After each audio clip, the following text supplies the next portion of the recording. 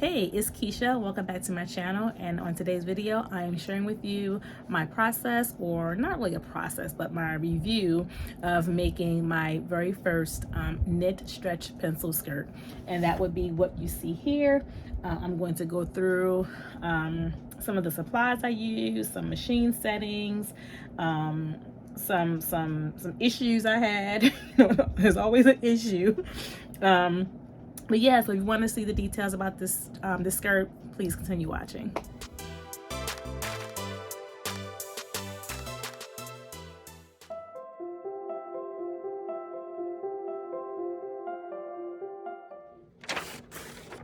So I want to show you my my self-drafted pattern for my pencil skirt. So I basically took a couple of body measurements to create the lines here. This is a waistline measurement. This is the hip measurement area here. This is the back side. And I tried to do this so that I had two different lengths in my pencil skirt. So I have a knee line here. This is where it would stop if I wanted to do a knee length pencil skirt, and this is where it would stop should I want to do a midi length pencil skirt. So I tried to be efficient with this in trying to create one pattern piece, which was pretty easy to create different lengths in that pattern piece. So let me talk you through what I have here. So this would be, again, this is where I would put my casing for my elastic. That's the waistline casing. I'll talk a little bit about that in the video. And on the side here is where I have my seam allowance. So again, I will talk a lot about that later in the video. And again, I just made sure I accounted for a seam allowance for the knee length skirt as well as the midi length skirt.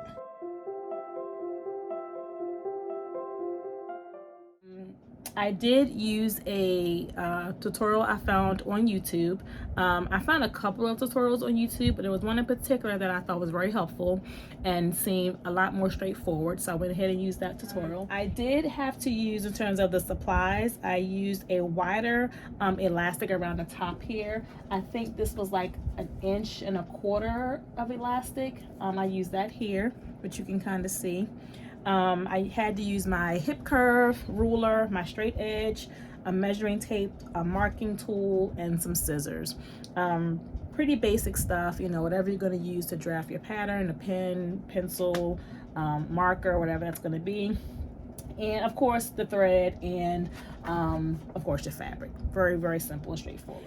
As for my fabric, I use this double brushed poly knit. I sometimes have a hard time with those words, but I use a double brushed poly knit that I purchased about 2 years ago, maybe 1.5 years ago, from Joann Fabric. I remembered I had it in my stash, and because this is my first skirt, I did not want to go and buy brand new fabric to work on a skirt for the first time. And because it's knit, and I know sometimes I have issues with knits, I'm still trying to understand machine settings and tension and needles and those type of things. So I went ahead and used what I had in my stash. And I do have more of this left, because I think when I purchased this, I think I purchased about 3, maybe 4 yards, just to have enough to work with other, you know, do other things with it. So that is the fabric. So as for my machine settings, I think it was pretty straightforward. I used a 7511 needle. My tension was on a 2. I used a stretch stitch, so that's the zigzag stitch for the most part. And as for my stitch width and stitch length, I did a 2.5.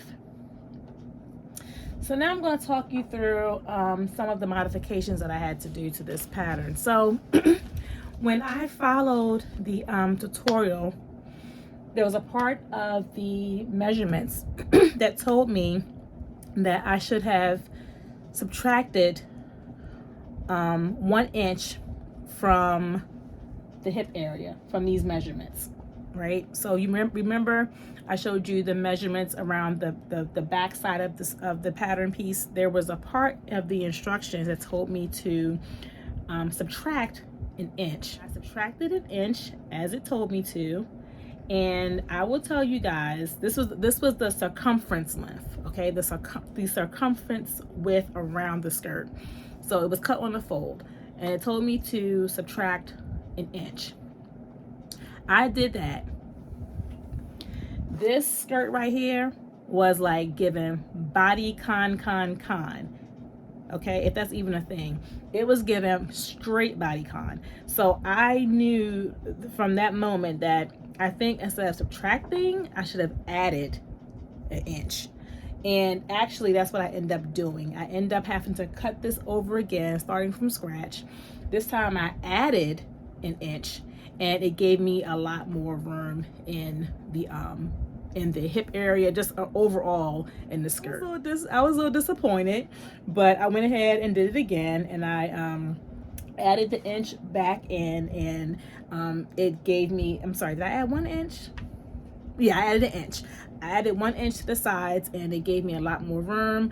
And I actually think, as far as the seam allowance is concerned, I think for me, I think I need to do probably like a 1/2 inch seam allowance when it comes to knits right now, because trying to do a 1/4 inch seam allowance and then trying to roll it under to make it narrow, it's just too much of a small space for me in my machine. And I did a couple times, had that infamous eating of the thread, eating of the fabric in the throat plate. Not a couple times it happened, not too much, but a couple times it did happen.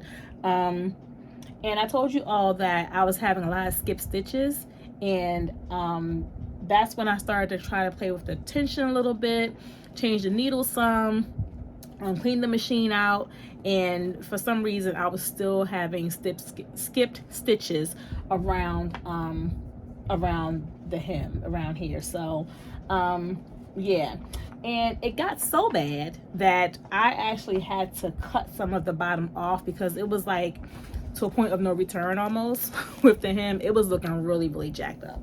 So I cut some of the length here, and when I rolled it up, it took some of the length off the skirt overall. So I think the next time I'm going to add a lot more inch to the seam allowance, so that way I'm able to roll it up more comfortably, and then just trim it from the inside to give it to give it what it needs to be in terms of the narrow hem. So yeah, another issue I had, although you see here I've got my label, I'll take it a little closer for you.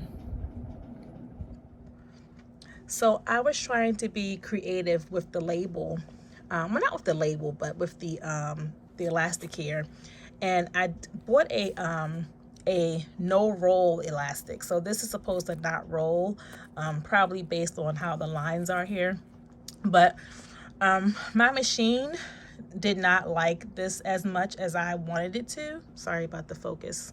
My machine did not like that as much as I thought it was going to, probably because it's a much thicker elastic, and trying to get into the grooves wasn't as easy and as simple as I thought it was going to be. So I don't know, the next time I probably will not use the no roll elastic, unless I know my machine can handle it, or until I get a better machine that can handle it. I'll probably just go back to using the regular elastic I've been using for like pants and things like that. But I did give it a try, and my machine didn't like it too much. You can kind of see a little bit here where it's not as clean as it really should be. But you know, lessons learned, right? So overall, I would say that the skirt was not hard to make at all. I feel really confident in knowing where I went wrong in some of the construction, in terms of that circumference, the wider hem, and going back to using just my basic elastic, I think will really make this much better in the future. So I do plan to make a few more of these. I want to do some batch making of these, so I can have a couple as the spring and summer really gets underway. again, I have a lot of plans right now, but I know I'm not gonna be able to get everything done like in the month of March. I have to be realistic with my life, right? So, but yeah, I do plan to make more of these as my next steps. Other next steps would just be, you know, making some minor adjustments in how I do my measurements and how I add my seam allowance and the elastic. But yeah, this, I'm happy how it turned out overall. I mean, would I wear it out? I don't know. It might just be a house skirt, just something to wear as I'm working, not working, but as I'm lounging around the house, you know, just chilling or whatever. Oh, but I did say to myself that I wanted to make a matching top. So I have more of this fabric. So I'm not sure if I do a top. I was thinking like a basic tank top, something that's of course tank top, sleeveless, but something that's kind of flowy, nothing tight or fitted, just something that's a little flowy, because this still is a little, just a tad bit snug on me. So I think even when I go back and add that 1 inch, I'll probably add maybe a quarter to that, like 1 and a quarter inches, just to give me a little bit more room in it. But I do want to have something that will come, you know, at least midway on my backside, so that I'm not 100% exposed in the back. So but yeah, I will make it again, and I am going to now show you some pictures of me just modeling this in my sewing room. Definitely not wearing it like this, but just want you to get a general idea of the fit on it, so you can see and give me some thoughts and feedback on it.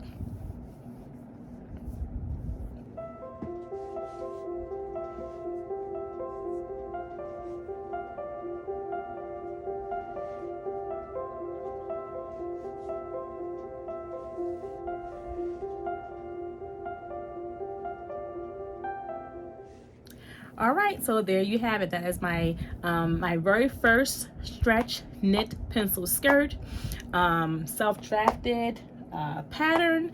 And if you have not already subscribed, you've gotten this far in my video, if you have not subscribed, please go ahead and subscribe so that you will be a part of my community of people who are interested in sewing and crafting and just sharing the things that we're doing in this part of our life.